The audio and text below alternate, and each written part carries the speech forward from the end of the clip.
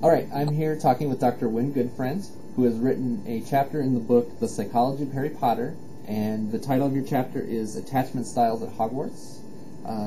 Wynn, thank you for joining us. Could you give us a little bit of an overview on what this chapter is about? Sure. First, it's a pleasure to talk with you today. So I'm really interested in the psychology of pop culture, and there's a series of books on the psychology of pop culture. I've written chapters in several of them. This one is on Harry Potter, and the idea of my chapter is on attachment styles applied to the main characters.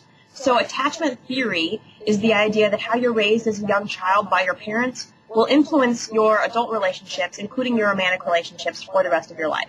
So if you have positive interactions with your parents as a young child, then you'll grow up to have positive, healthy, secure, happy relationships as an adult. And if you have negative interactions with your parents, then that will negatively influence your relationships as an adult. So basically the chapter just goes through the three main characters and talks about how each one has a different attachment style and why.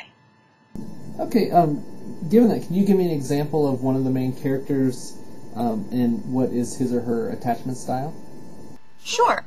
The main character, of course, is Harry himself, and as anyone who's read the books or seen the movies knows, Harry had a good relationship with his biological parents, but when he was very young, when he was 1 year old, those parents were killed, and so he grew up with his aunt and uncle, and he had a terrible relationship with them. So Harry was so young when his biological parents were killed that really his parental figures are his aunt and uncle. And he was neglected by them, he was sort of psychologically abused by them, and because of that, he has a lot of difficulty making connections to other people now as a young adult.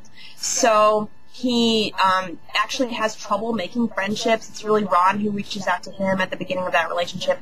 He's terrible with girls. He has a crush on people like Cho Chang, but he doesn't really know what to do with that, and she's really, again, the person who approaches him. He has a lot of trouble with his interest in Ginny Weasley. So his attachment style is what we call avoidant. His general trend is to avoid human interactions, to just prefer to do things by himself, because he doesn't trust other people due to the fact that his parental figures as a young child were really abusive toward him. Okay, and was Hermione another character that you analyzed? What would her Yes. attachment style be? Her attachment style is the best one to have. We call her attachment style secure. And we never really meet her parents very much in the books, but she talks quite a bit about how they're very supportive, how they're very kind of normal. They're always doing things like taking her for skiing vacations in France. When she has to stay at Hogwarts over the holidays, they're very understanding of that. We know that they really encourage her to get good grades and that kind of thing. And so her parental relationship is clearly very positive. So Hermione has a very secure attachment style in that she feels very confident in approaching other people. She is able to express her emotions. When she's sad, she cries. When she's happy, she smiles and laughs. And so her attachment style is considered to be the healthiest. When she has an interest in a boy, she's willing to express that interest.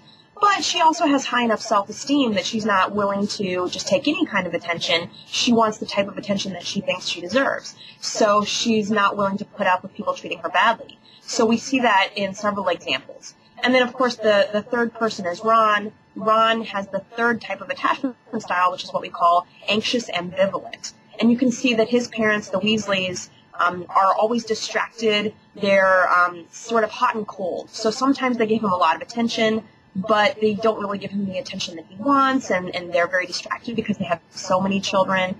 And so because of that, Ron has this kind of ambivalent style where he doesn't really know what to do with his emotions. He himself is kind of hot and cold, and so he doesn't really know how to have a healthy relationship either because he doesn't have any modeling to do because of his parents. Well, thank you very much for your time, and I appreciate it, and this has been very interesting.